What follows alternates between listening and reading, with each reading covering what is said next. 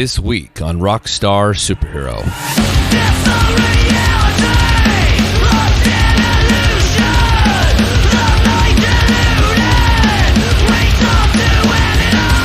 Sometimes interviews are a real challenge, and other times they find their way into some sort of epic experience. My conversation today with Mike and Aaron from Mind Collapse went way past epic and fell squarely into the legendary category. I'm not sure how that happened, but man, we had a great time. Sure, it's possible I was a little overexcited. Sure, I love the new album, Delusions. Clearly, I'm full of hyperbole, but this one was different. Now, how different? Well, try to keep up because this one went all over the map. We laughed a ton, and best of all, we became instant friends. Not the garden variety, but the sweet, forever kind. I know that sounds a little silly, but it's true. So, hold on to your pork pie hats, my listening audience, because this one is just so much fun. Prepare yourself for Mind Collapse. This is Rockstar Superhero.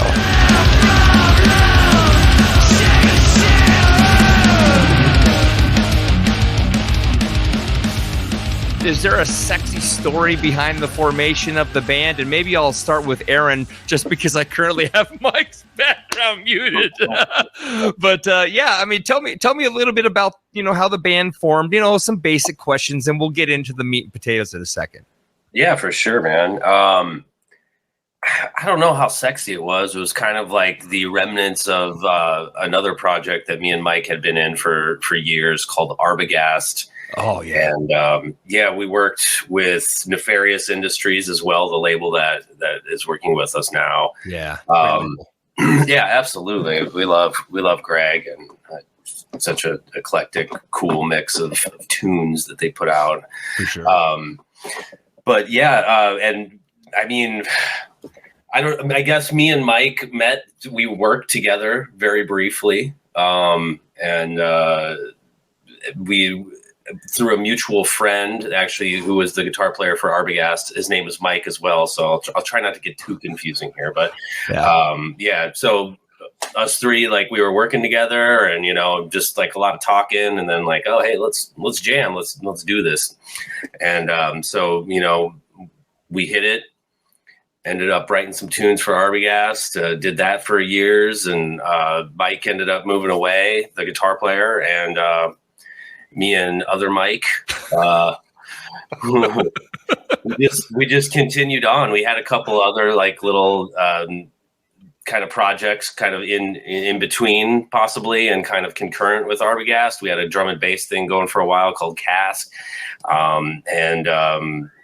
We were in a short-lived project called Marinoan, and then we just like kind of at the crossroads of, do we keep going with Arbogast, which we loved, but I think we just wanted something completely new, and kind of leave that with other Mike guitar player, and we might come back to that, and we'll see, but so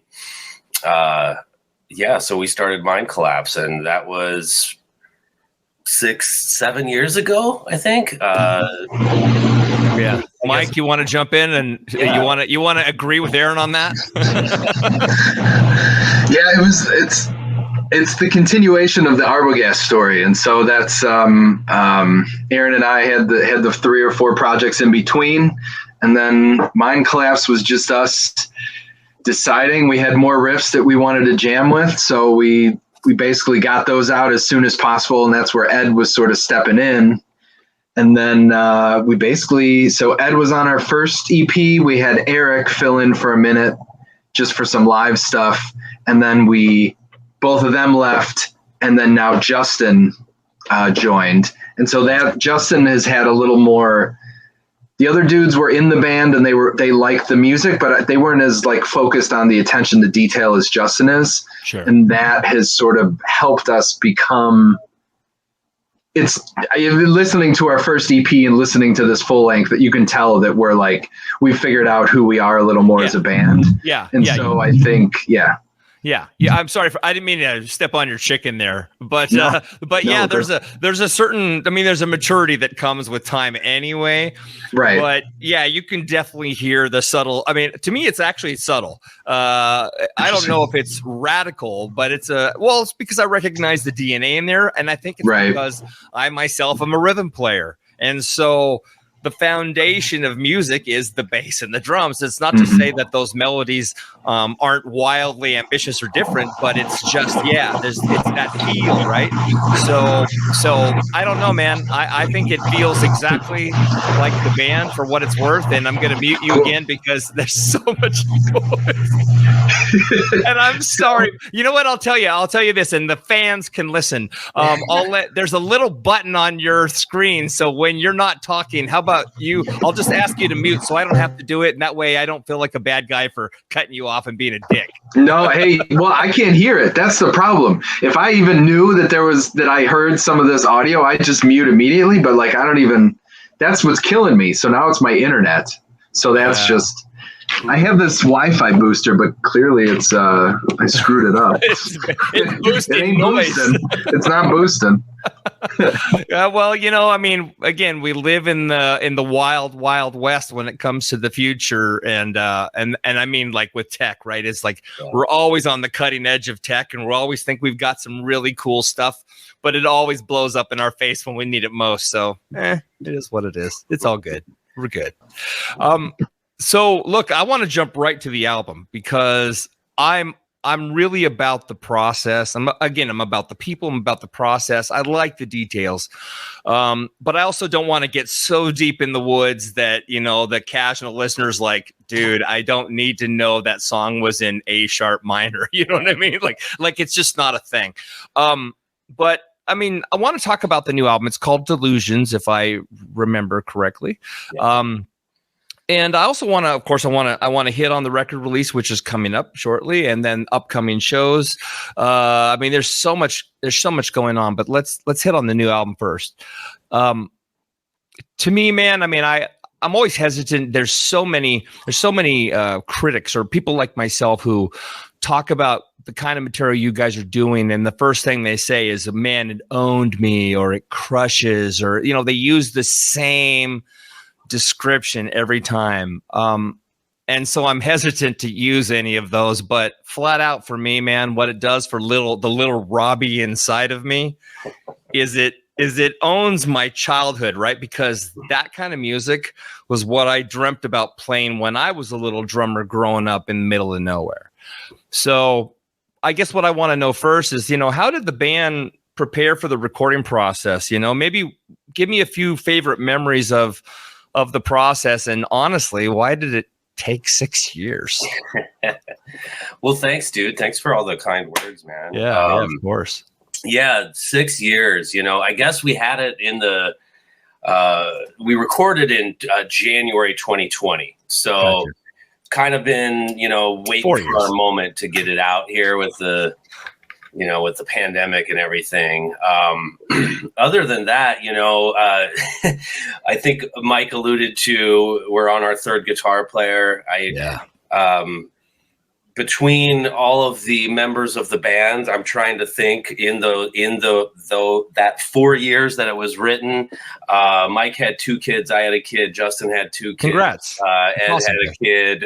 Eric had a kid. Like, don't join the band or you're going to get your lady have some fertile time, That's great. That's great. So, a lot of life happened, but I feel like, we had like some really good runs, some really good structures and bass lines of tunes. And that's kind of like how me and Mike work. We get together, we write like kind of like map out a bass drum thing. And then Justin's been coming in and just like takes everything to that next level and really like pushes those riffs and adds some beef to it. And, really loved what he's been doing with the stuff that we had written before he got in. He's just elevated everything, and then just we've been taking him these kind of roadmaps, and he's been expanding them and blowing them up. And so it took some honing and stuff, but I think The next one won't take that long, but I think, we tried to do it right. I would say we tried to give it as much quality as possible. Yeah. I mean, but you say that, and I know Mike wants to jump in. I can sense it, but I mean, you say that, but life, man, life gets in the way. I mean, obviously none of us 2 years ago expected a pandemic, right? Yeah. My brother, whose name was Mike, passed away in that time. It's okay. I mean, it's life. And so, yeah, we're always sort of surprised by awesome things and brutal things. And now that you guys are dads, I mean, when you get down to it, look, it's the craziest, weirdest, hardest, coolest, biggest pain in the ass thing there is, being a dad. And I'm a dad myself. I have a giant family. I have six kids. Sweet. Love it. Yeah, I know. And I told my wife, I said, I don't want to have any kids. And then we had that first one that was like, oh my God, I'm so hooked. Like, it was so great. But that, I don't want to say gets in the way, but it does change the dynamic of ambition, right? I mean, look, none of us get into the music business, if you want to even call it that anymore. Right. We don't get in the music business to show off to ourselves. I mean, we're creating because it's in our DNA. It's been downloaded. It's how we were made. It's who we are. But we got to put it out there. We got to share it with somebody. I don't want to be the last guy in the world with a giant drum set playing to nobody, And so with the kids and these, I don't want to call them surprises, but with these big changes in your world, I mean, did this new album? I mean, because I'm not gonna lie, I don't listen to lyrics very well. Yeah. We're rhythm players, guys. You know what I'm talking about. We're about the bottom, man. We're about the kaboom. I don't really do that. And so I don't know what actually any of the songs are about. I'm just jamming, right? And so, I don't know if the songs are about families or killing your kid because they drive you crazy. I mean, you know what I mean? So I mean, you see where I'm going with this? It's not so much a question as much as a comment. I'd love your feedback on life when it goes awry. Yeah, man. I mean, where to begin on that one? You know what I would say? It definitely makes me like appreciate the time that we have together a little bit more. Sure. and kind of go at it like I practice before practice now. I don't want to go in and waste their time. And so I feel like, that's a little more precious, right. Just, not wasting everyone's time. And I would say that, that's kind of the biggest thing that has come with parenthood. And in my opinion, is just like, we have such limited time. Let's really make it count when we get together. Your shirt says it. Today's the day. Oh yeah. I love that band too. It's one of my favorites. Yeah. But yeah, and then, to comment, if you want me to comment, Rob, I do on like lyrical content. I did kind of like put it together like a loose concept album, Delusions, and each song is its own like mini delusion, basically. So the first song, Bonesaw, is kind of the delusional serial killer and kind of going through the motions of that. And read the lyrics, you can find out. But the second song, and I don't have to go through all of them, but no, please do. A little sample. Is that me? I don't know who it is. It ain't me. It can't be Mike. We've muted him. Son of a bitch. Hey, Mike. Well, Aaron's taking a phone call. Let's see what I talk. Oh, this is great. This is the best stuff anyway. People love this stuff. It's crazy. I'm airplane mode now. There we go. It's all good, man. It's all good. Yeah. Yeah, the second song. I can't remember the second track. Yeah, the second track is called Death Spiral. I love that song. Oh, thank you. Oh my God. That's gonna be our next single. Oh, good. Are you gonna do a video for it? I will. Yes. please.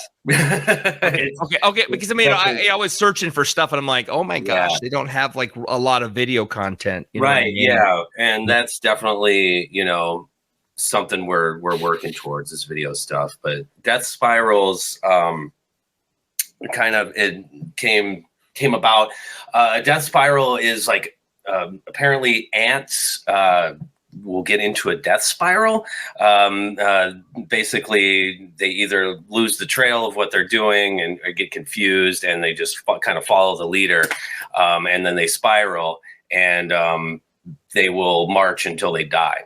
Wow. Yeah, it's a really crazy, awesome natural phenomenon that happens. You can YouTube it, Google it. It's pretty interesting.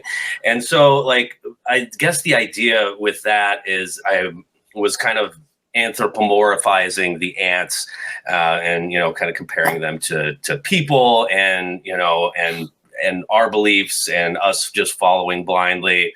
Maybe not necessarily directed towards like military marching, that type of thing, but just in general, how American culture. And how we can, just kind of be deluded into following the leader, essentially. And well, we're weak, man. I don't want to interrupt you. I mean, and I really want to hear from Mike on this too. But I mean, man, humans, man, we're freaking weird. I mean, look. I mean, oh God, I'm the worst interviewer in the world. I love music. Anyways, I find it really strange that the way we behave, like here, us three, we're talking, man. It's a hang. Yeah. And yet there's this weird sort of thing over all of us that says, oh, we have to present ourselves in this box. We have to stay centered to the box. We have to make sure our phone's off. We have to make sure there's no background noise. We have to make sure my background works. It's all these silly things because we think anybody gives a shit, and none of them do. Right. What they actually want to be a part of is, I mean, if they're listening to this show, and I have a nice fan base, is they would like to be a part of the story of us. It's actually not even the story of the band so much as it is right now the story of us three becoming friends in front of them, and that's so badass, and I like that. So I found it's just you start to just say F it, man, just go with the flow. Whatever happens, and it's actually the weirder the better. There's something about it, and so I love that you've pointed that out in that song too. That people were kind of stupid. Well, I don't mean that stupid, but we're weak, man. I'll agree. Majority. You're not going to alienate your fans. Your fans are going to love you because they love you. It has nothing to do with your politics. It's true. Yeah. And well, maybe easily led, I guess. And sure. And everyone wants to be, nobody wants to be left out, I guess. No. But, yeah, I don't know. Mike, is there anything that you wanted to jump in, Mike? No, you don't want to say anything? You guys are nailing it. Do I have my gate? Is it okay? Oh no, it's better than it was. Good. No, you guys are kind of nailing it. I think no one wants to be left behind, and it's everyone's fear of death. I think that's, if we really want to get into it, everyone's fear of death, I think, leads to kind of you'd assume someone else knows an answer for you because you're afraid of, that's what I think happens. Yeah. You know what, dude, that's such a solid response. It's actually probably the most true response of the human condition. Yeah. When you get down to it, we're afraid. And because it's unknown. And look, I mean, I grew up in the church. So I have, quote unquote, my belief system, but I still don't. I mean, I don't know. Sure. Yeah. I'm just, I was at a church a couple years ago, and the pastor was like talking about all these things, all these church things, right? And I just wanted to stand up and go, none of you believe. You all just hope you believe. And that's not being mean. That's not saying like, it's not calling out people because they're Christians or whatever they are. It's just saying, look, man, we don't know that faith thing that we all talk about, especially people in the church, is it's all based on how you grew up and what you've heard and honestly what you feel. And feelings are a weird thing. I'm going to cut you off again. Feelings are a weird thing because they're malleable, they're momentary, and I mean, when the shit goes, when my life goes to pot, I'm like cursing God. So I'm like the worst example of a believer there is. And so again, man, it's about the human experience. And I'm off my pedestal now. I'm gonna unmute you again, Mike. Perfect. How is it? Gate? No gate? Okay. Dude, we're screwed. Just do your thing. Just deal with it. No, that was good. And I actually wanted to hear more of what Aaron was saying, so I'm down to hear if you wanted the rest of the songs, your quick synopsis. I like that. Oh yes, absolutely. The track after that is Delusions, the title track that we wrote. And my buddy Jack, longtime collaborator. I've known him for, since I was a young lad, played in many bands. Anyway, he lent me the main riff to that, and we expanded on that. I'd like to give people credit, for a little writing credit. And, we're a very collaborative band too. Ed has some really killer riffs in this from our time together, and Justin, and so like everyone kind of throws in. But Delusions, it's the title track. It's kind of just like a fever dream type of song. It's kind of out there lyrically, just like somebody completely deluded, like oh my gosh, I had it written down so perfectly for like me in the church. Hey, no, it's okay, dude. No, really. I mean, it's life. Yeah. People are weird, man. Yeah. We're all weird some way. Yeah. But yeah. And then what else we got? Let me look it up while you're. I should have my cheat sheet as well. That's all right. I'm gonna help you hem and haw here. Unraveling, No Return, and then Empty Void, I think, is what we have. Yeah, there you go. Yeah. That's good stuff, man. Well, 6 tracks, six real good tracks. Yeah, Unraveling, No Return, Empty Void. Yep. Thanks a lot.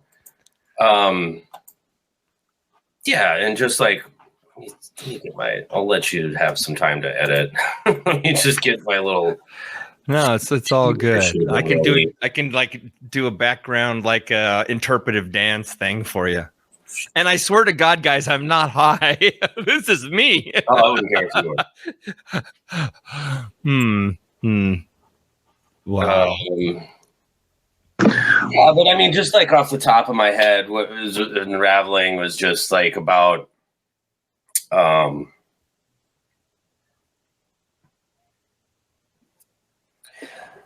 think more of like, I don't want to sound too stupid here. I probably sound stupider trying to look this up, though. No, look, again, it's the same thing I said when I started this whole debacle, which is rhythm players, man. We're just a different breed, There's an eccentricity to us that doesn't exist with other players.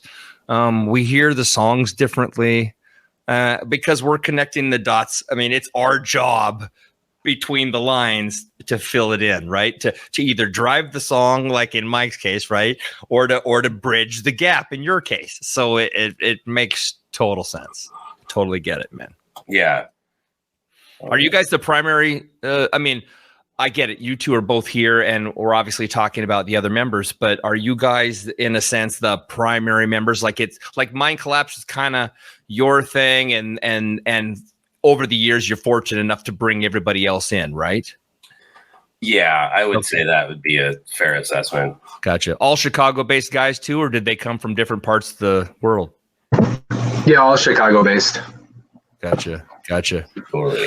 Well, while Aaron is continuing to search for that, Mike, let me ask you a question. Sure. You know, I've been to Chicago like 6 or 7 times in my life. I've never lived there. You know, I've never been there for extended periods of time. But what is it about the culture there that like inspires you? Because it's such a different place. I mean, half of the movies in the world were made about Chicago. So what is it about it, man? It's what is not going to sound as a slight, but I mean, it's like New York light in essence. So, I mean, it's like, it's moving, you know, like it's a breathing, active city, and there's an energy and there's a pace to it. And so, you know, we're by the water, which is awesome. It's like so random to have this lake, and then just the Loop is, I went to school downtown in the Loop, and so I kind of fell in love with the energy then. And so that's when I just fast walking and, you know, just things going on all over the place. And I think they support the arts, and there's a lot of artists in general here that, you know, I'm thinking kind of when we were doing Arbogast, like, you know, 10 years ago, there were so many venues around Logan Square, which is where, I mean, there was like 5 or 6 venues. I feel like we were just playing. There's just like opportunities to like present your art, and there's people that show up for the art, and there's like an energy to the place. And so it's like those 3 things where it's like, but this is the detriment is like, you know, people are almost too jaded because there's so much stuff going on. Sure. So it's like, there, you could see, you know, 3 of your favorite bands going from Empty Bottle to the Metro to Ultra Lounge or the Metro's badass though. I love the Metro. I've been there a few times, and that's a great place, man. But in a night or in a weekend, you know, you could see like your favorite bands. And so sometimes people that aren't as big take a back seat, and so maybe not as many people go to it, but there is still that scene. Like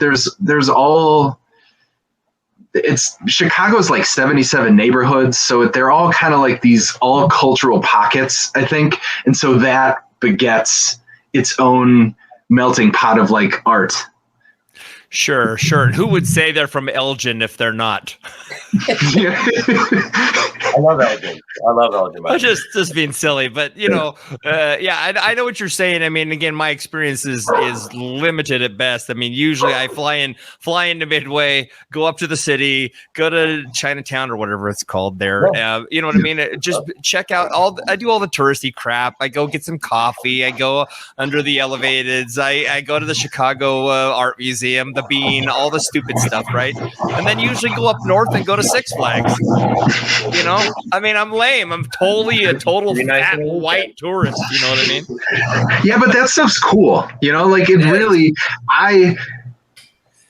you know, I've been living here forever, so I forget that stuff. And then I took one of the water taxis like 2 years ago. Yeah. I'm like blown away. It was just like a stupid 15-minute ride that I've ignored, that I could spend the $10. So, I mean, it's, you know, it's cool shit.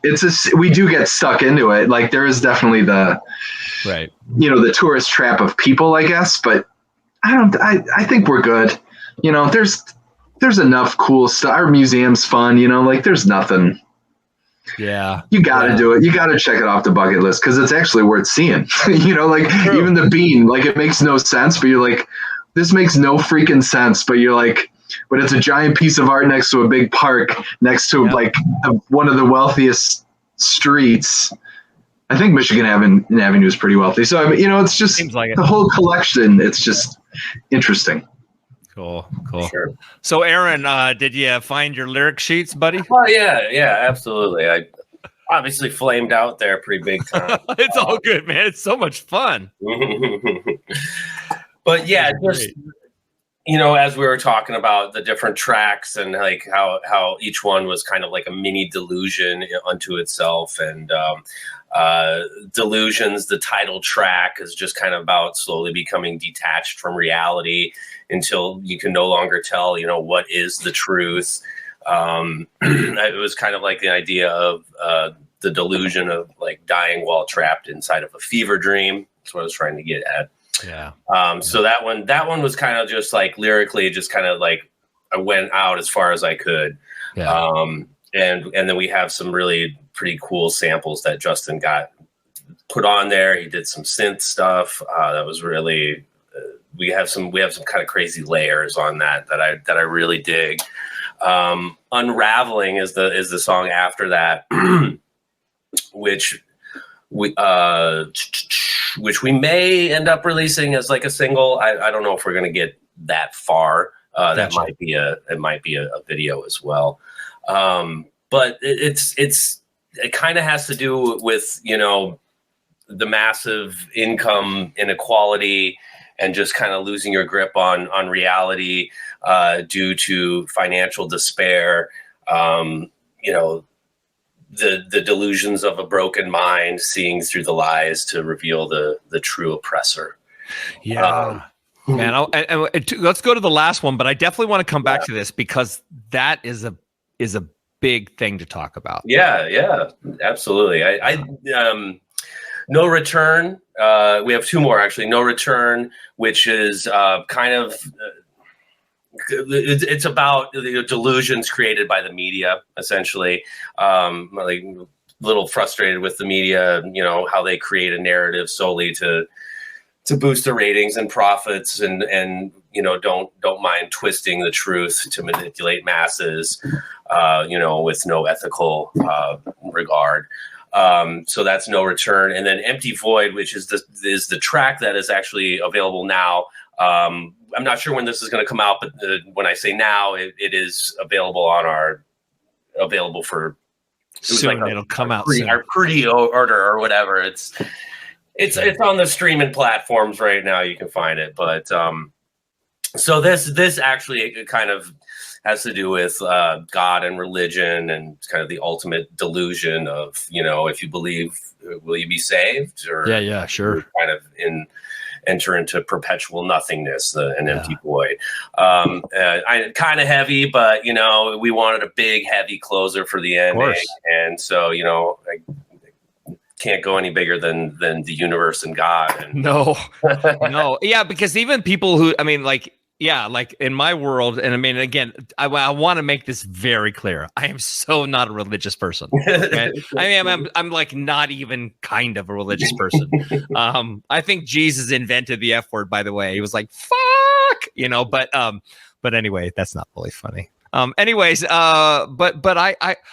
I find the whole concept of faith and religion curious is the best way to put it. And yes, I mean, I certainly have my beliefs, my hopes, my desires of something bigger and greater, that there's a reason behind that there's a message behind this.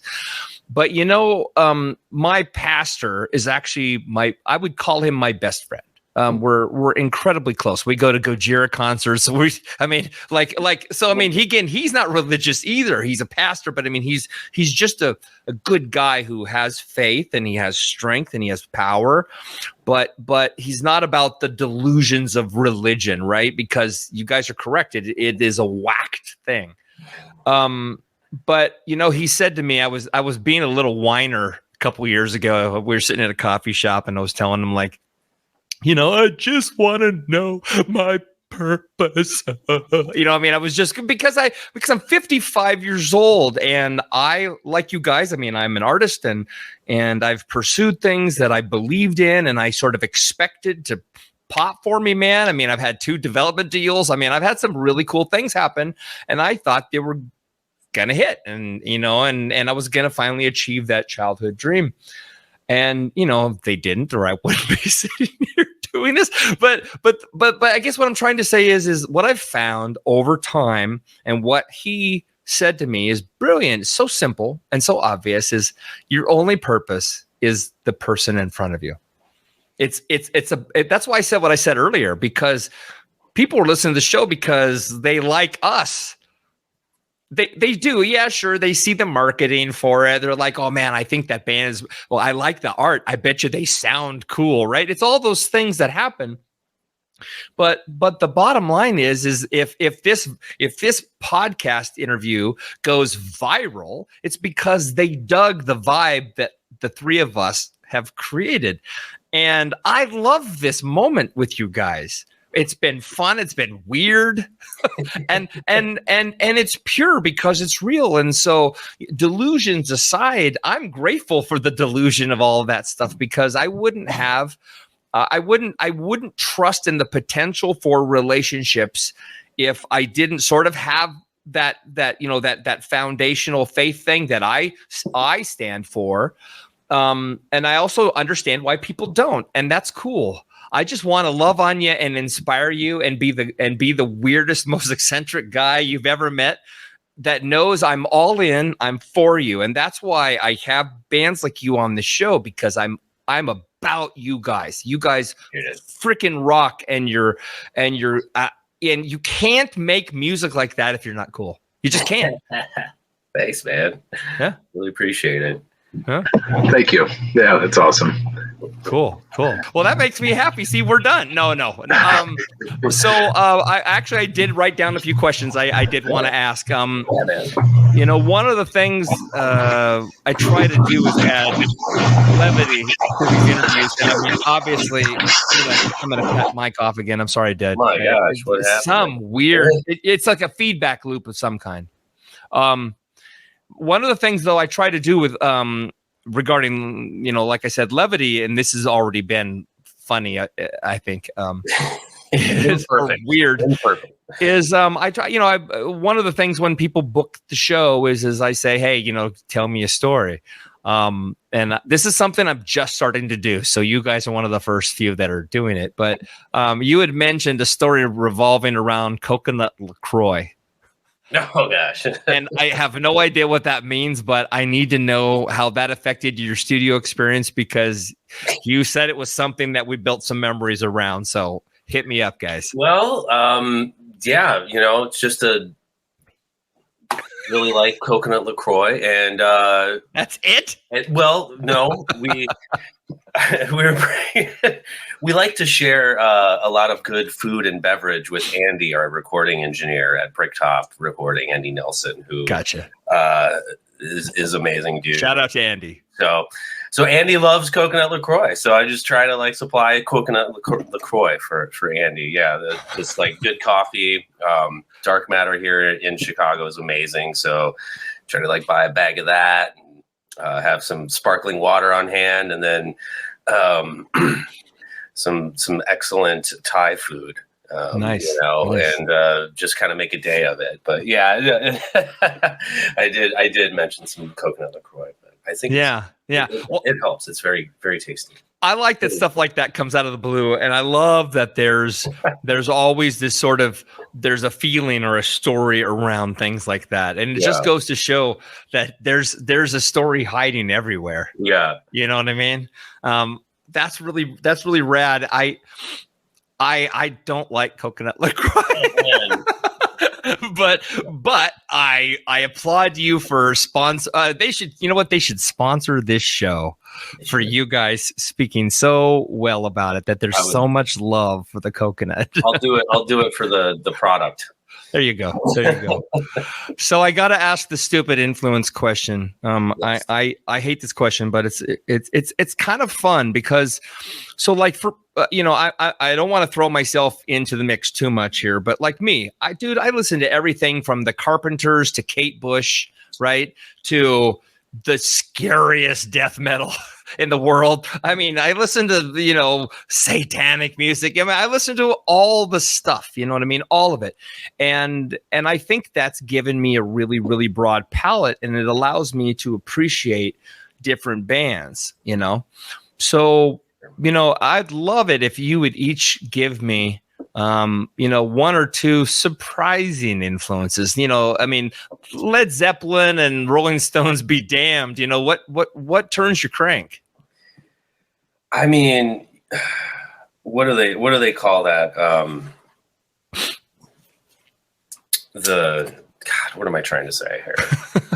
You're poor Aaron. I've overwhelmed him tonight. No, because I can't cut in, so it's all him. That's the problem. Now that you're here, we're gonna let Aaron percolate. I know, that's why I figured I'd jump in.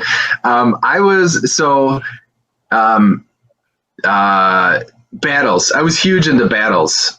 They put out that Mirrored album. I think that was back in, I don't know when the hell that was, 2005 or something. Yeah, I think so. But I mean, listening to our music and then Battles, I mean, they're kind of, it's loops and stuff, and it's dance. It's kind of dancey and loops. But as a drummer, I mean, I am. After a couple drinks, I'll be on the dance floor at a wedding. I mean, I'm totally. I feel the rhythm in every music. I think I'm like you, Rob. Like you kind of just appreciate as a rhythm person. Like anytime you hear a cool rhythm, like I'm in. Like I don't care what the hell it is. Like polka, like if it's a cool beat, like I'm in. Like I don't care. So I mean, honestly, for about 8 months during the pandemic, I probably only listened to piano music. So I mean, that's another random reference. I love listening to stuff like that to sort of calm. Oh man, so I gotta jump in before Aaron gives his. I'm right on it with you, man. Like, so first of all, like when you talk about rhythms, like, so are you guys familiar with Northlane, the Australian band? No. Okay, both of you. So even if you hate this kind of music, check out Northlane. They're one of those bands that you've never heard of that have like 10 million followers on Facebook. You're like, what? How's this possible?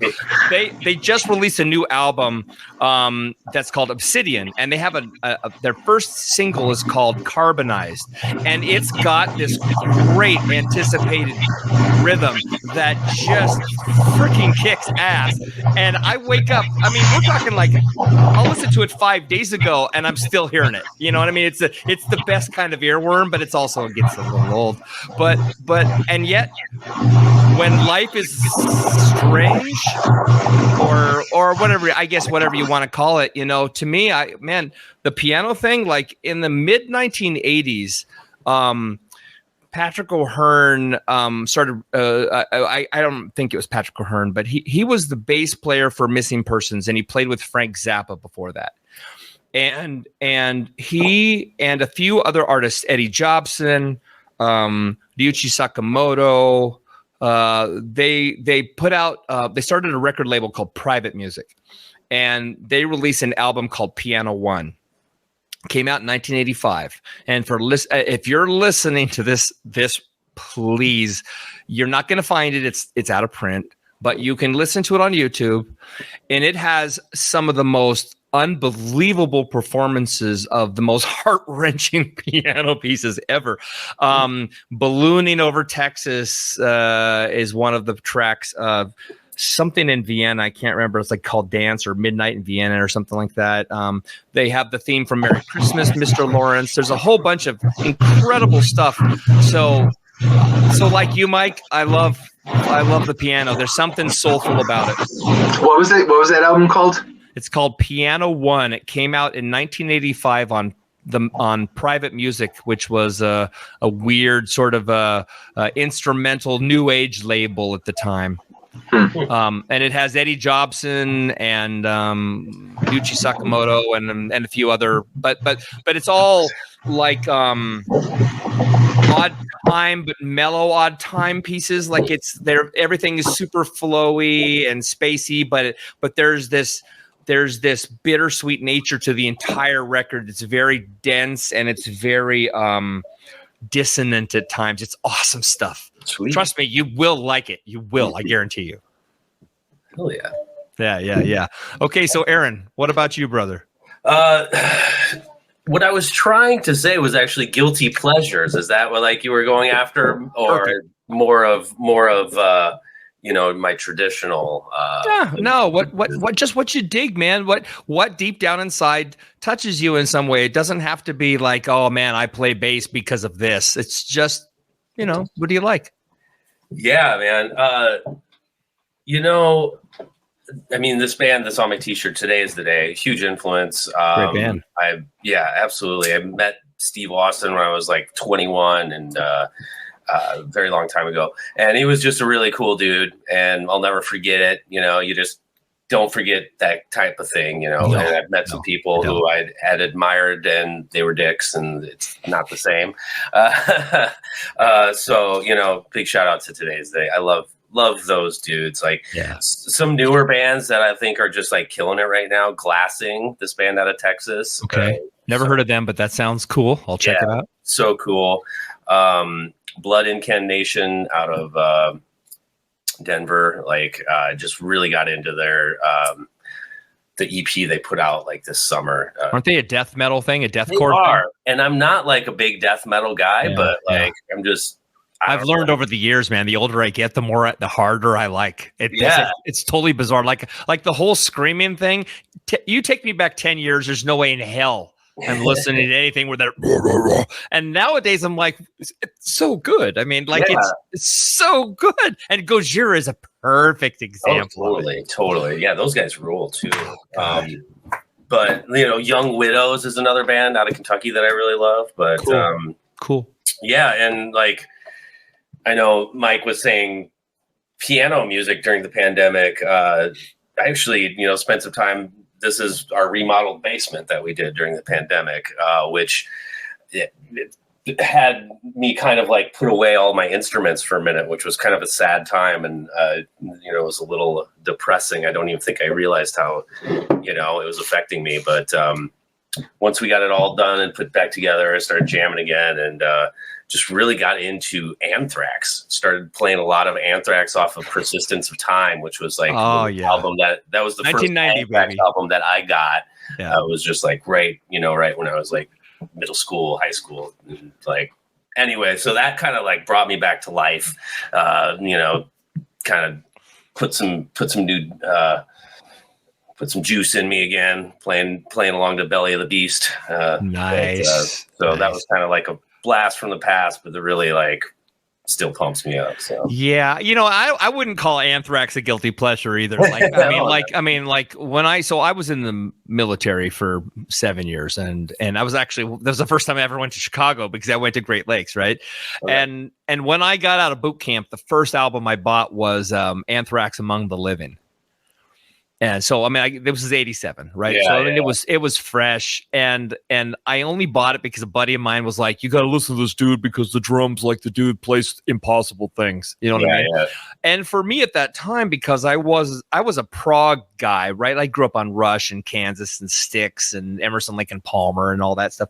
And so I had never heard intense thrash before, and I'd never heard double bass that fast. Yeah. Like it just blew my mind. Charlie Benante was just like, what was that?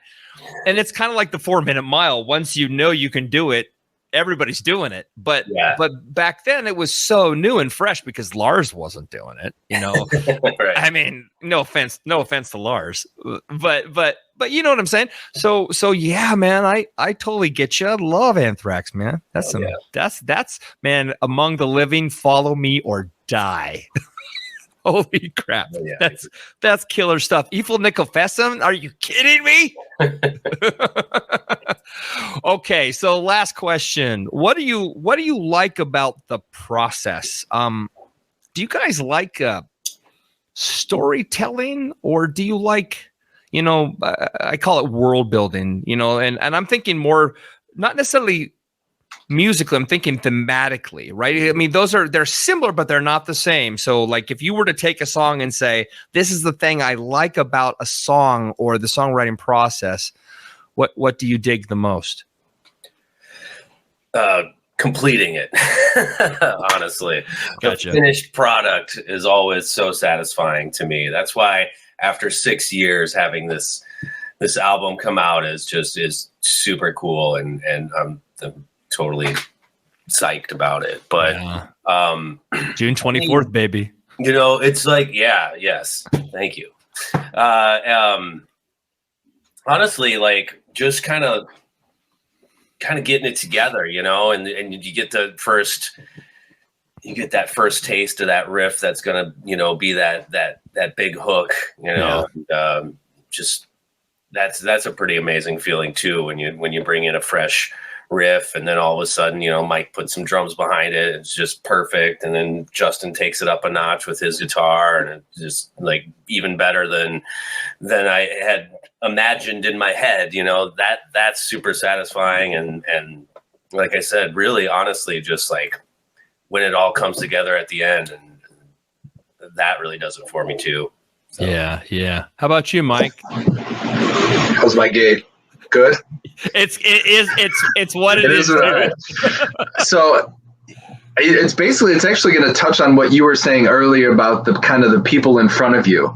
And I think that's, I think the reason Aaron and I have been in 4 or 5 different projects together is just that, like, bands are relationships with 3 to whatever many people. And so, you're scheduling and creativity, to mesh with them. And so, like, figuring out, like, to be respectable to everyone. I know I was definitely crazier when I was, just a little emotionally, whatever, unstable before. But, like, once you figure out how to work together and how to be, just work together, and then knowing what the finished product is, it's kind of like enjoying the process and then knowing, like, what Andy can do. It's kind of like, you can take it to a certain level, and it's like, all right, we did as much as we could. Let's give it to Andy and see what we can create. So, the relationships. Dude, well, yeah. You're touching on the thing that I think I talk about every show, which is being in a band. People who aren't in bands have no idea. Like, they think we go and hang out and we smoke pot and we drink and we just have so much fun, and it's all fun. And then when we go to a show, it's just, you just get to go set up your drums and play for your friends, and then all the girls tell you you're good, and then you get to go home and you get to act like a celebrity for a day. And I'm like, are you freaking kidding me? Like, it's freaking torture to be in a band because you're married to 4 or 5 other guys who don't even have sex with you. but you know what I mean? It's just this, it's brutal because you're in these relationships that you're expected. I'm sorry. It's a joke. I say every time. Yeah. You're in these relationships that you're trying to feed, and you're hoping that they'll feed you too. And artists are, well, geez, man, we're all unintentional narcissists. So we're waiting for you to love first. You know what I mean? We're like, well, when are you gonna, dude, when are you gonna join in and be a part of the band? And when are you gonna give back to the band? And everybody's sitting around waiting for everybody to hook the other guy up, sort of musically or thematically, or to give you good energy to feed your soul so you can continue to write great music. It's such a weird thing. And then you go home and your wife or your girlfriend says, like, oh, I bet you had a lot of fun. You're like, oh my God, man, you have no idea. And then you got to pretend you love your family afterwards. But I'm sorry, I'm being kind of a dick tonight, but you know what I mean? It's just hard to be in relationships, and it's hard to be in bands. And when and bands are built on emotion and creativity, and everybody wants their voice, and only a few of you get to say something. It's kind of true. It's not democratic. If it did, it would never go anywhere. Right, exactly. You couldn't get anything done. I feel like I should add something to that, but that's a good statement. I feel like that's a good enough statement and I almost wanted to say something earlier because you mentioned how obviously rhythm players are their own personalities, but obviously the front person, that's a whole other person. Bands are, it's hard to be an artist with like 3 and 4 other people, right? That's like, it's really hard to do. But I wanted to say this with the music influences, like Aaron, to his credit, it took me to a lot of shows. Like, once or twice a week we were going to shows. And that's like so influential. Like, you go to a show and you're like, I'm fucking ready to play. That's the hardest thing about going to a show is like, damn it. It's like, you never want to carry your shit and set it up. But the second you're at a show where you don't play, you're like, fuck, I want to play. Like all I want to do is play at the show. I don't want to just watch it. So, going to shows once a week or every other week, that is just a motivational motivating factor to like, okay, we want to keep writing cool stuff. And then look at this cool part that this band wrote. We should rip it off and turn it into a song. And, so it's tough. It's tough, but it's kind of what makes everything fun, right? I mean, it's why we're here too. It's the relationships. Right? I mean, it's how else can you have a relationship with like a community of artists? Because it just becomes a community, right? I mean, it's like everyone's got their band, everyone's got their voice, and everyone just shares, which is like, what you're doing. You're helping bands like us reach more people, and we're all doing our thing to like enjoy it, because it's worth it, right? I mean, look, not everything is, and again, taste is taste. I mean, I keep saying bottom line. I don't know. There must be 12 bottom lines, but they're it's so subjective. I mean, life is subjective. Beauty is subjective. A friend of mine says about kids, he says he never wants to lie to anybody. So when they bring him a newborn baby, he says, "Oh, that baby's as cute as it can be." Because, right? It's not a lie. Right. Might be uglier in sin, but it's just as cute as it can be. And I mean, it's just life is weird, man. I mean, that's probably going to be the title of this show, because life is freaking weird. And yeah, it's my honor. I'm telling you, Mike, and obviously Aaron, it's my honor to feature bands like yours, because there is something there that is, I don't want to say profound because it sounds like I'm blowing smoke, but it is. It's taking what others have done before and made it your own, and it's really cool. It's worth checking out. It's worth listening to. I mean, if I was in Chicago, I would be there for your release party. I think it's coming up on the 18th. Is it at Reggie's? Where is it at? It's the 18th. You're correct. Saturday the 18th with our buddies in this band called Coke Goat. A 6-piece, it's a great name for a Chicago, band. But yeah, they're awesome. They just opened for Cradle of Filth like last week down in Joliet, down at the Forge. That's really cool for them. But it's at our buddy's brewery called Illuminated Brewworks. Okay. That opened up their tap room, I think maybe last summer officially, and we've known them since before they had a tap room and stuff, and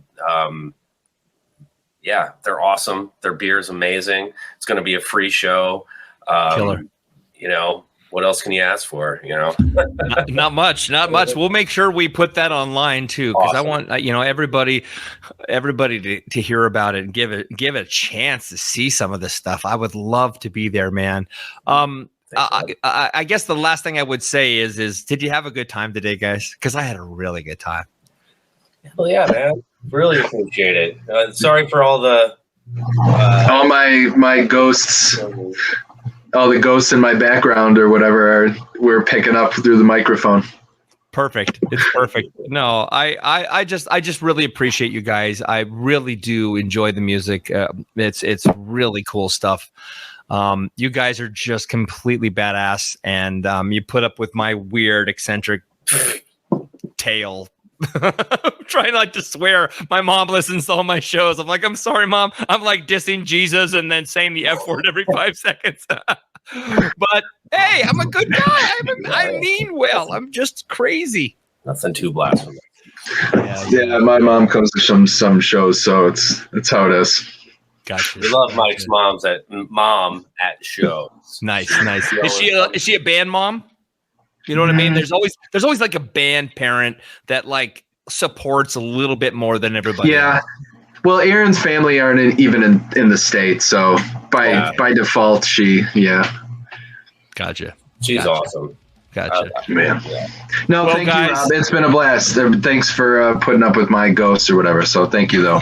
And giving us the opportunity, and then for giving everyone else the opportunity. It's awesome. We know it's a labor of love, and it ain't easy. So thanks for to all the bands for doing this kind of thing.